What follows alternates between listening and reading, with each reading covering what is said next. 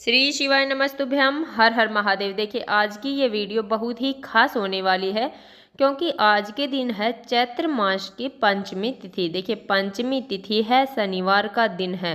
पूज्य गुरुजी ने कहा है कि अगर शनिवार के दिन पंचमी तिथि पड़ जाए तो यह धन प्राप्ति के लिए, लक्ष्मी वृद्धि के लिए सर्वोत्तम मानी जाती है।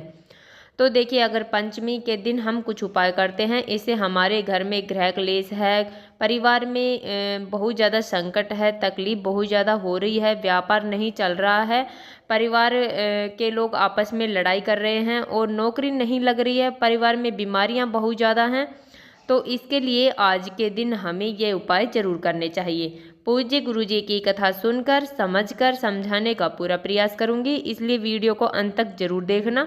और अगर आप भगवान शिव के अनंत भक्त हैं और उनकी कृपा पाना चाहते हैं तो चैनल को सब्सक्राइब जरूर करना।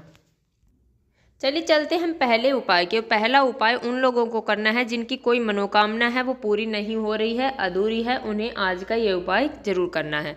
देखिए करना क्या है, पहला जो उपाय है बहुत ही आसान उपाय है, बहुत ही सरल उपाय है।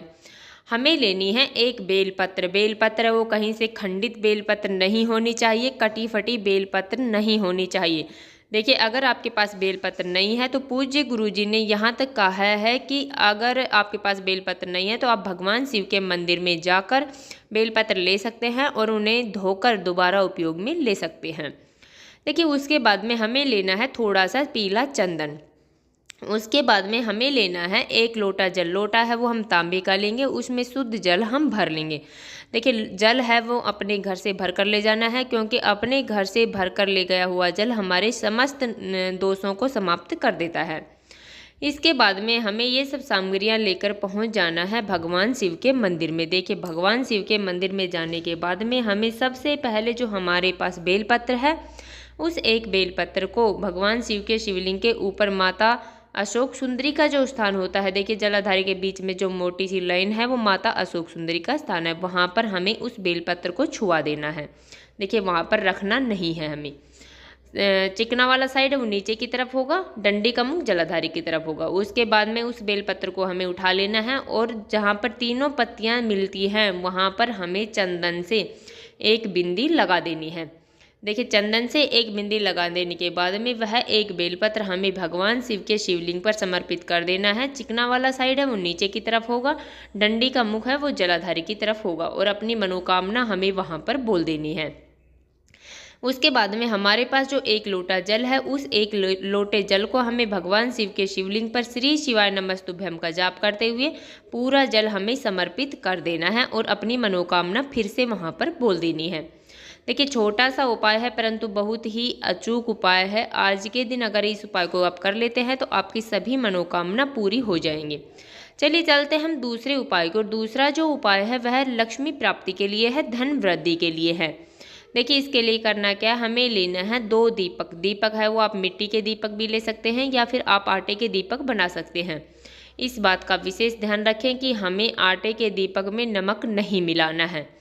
उसके बाद में हमें लेने हैं 22 काले तिल के दाने। देखिए काले तिल के दाने 11 हमें एक दीपक में डाल देने हैं, 11 हमें एक दीपक के अंदर डाल देने हैं। अब हमें देखिए हमें इस बात का ध्यान रखना है कि दीपक है वो हमें लंबी बाती के ही बनाने हैं, क्योंकि लक्ष्मी प्राप्ति के लिए जो दीपक प्रयोग किए जाते हैं वो लंबी बाती के होते हैं।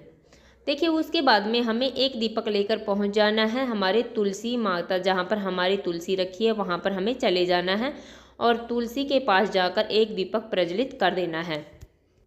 परंतु इस बात का हमें ध्यान रखना है कि जब भी हम दीपक प्रज्वलित करें तो उसके नीचे हमें आसन जरूर देना चाहिए। हमें थोड़ा सा चावल या गेहूं के दाने उस दीपक के नीचे रख देने हैं और अपनी मनोकामना हमें बोल देनी है। धन संबंधी जो भी हमारी परेशानी है वो हमें वहाँ पर बोल देनी है। अब हमें दूसरा दीपक लेकर जाना है पीपल वृक्ष के नीचे। देखिए यह उपाय हम रात के समय में कर सकते हैं, दिन में इस उपाय को हमें नहीं करना है। देखिए उसके बाद में हमें पीपल वृक्ष के नीचे जाना है तो हमें वहाँ पर भी ओम नमो भगवते वासुदेवाय नमः का स्मरण करना है और वो एक दीपक वहाँ पर प्रज्वलित कर देना है। दीपक के नीचे हमें चावल का या फिर गेहूँ का आसन अवश्य देना है और जहाँ जो हमने तुलसी माता के वहाँ पर हमने मनोकामना बोली थी वो हमें वहाँ पर भी बोल देनी है। यकीन मानिए लक्ष्मी प्राप्ति के लिए, धन प्राप्ति के लिए यह सर्वोत्तम उपाय है। चलिए चलते हैं हम तीसरे और अंतिम उपाय की ओर। तीसरा जो उपाय है बहुत ही खास उपाय है, बहुत ही अचूक उपाय है। पूज्य गुरुजी ने बताया है कि यह उपाय उन लोगों को करना है जिनके पास धन की अत्यधिक कमी हो। देखिए हमें 5 या 7 पंचमी इसे अवश्य ही कर लेना है। देखिए पंचमी तिथि है, शनिवार का दिन है, तो यह लक्ष्मी प्राप्ति के लिए सर्वोत्तम दिन माना जाता है। इसके लिए हमें करना क्या, हमें लेना है एक बर्तन में, एक कटोरी वगैरह में हमें थोड़ा सा गुड़ ले लेना है।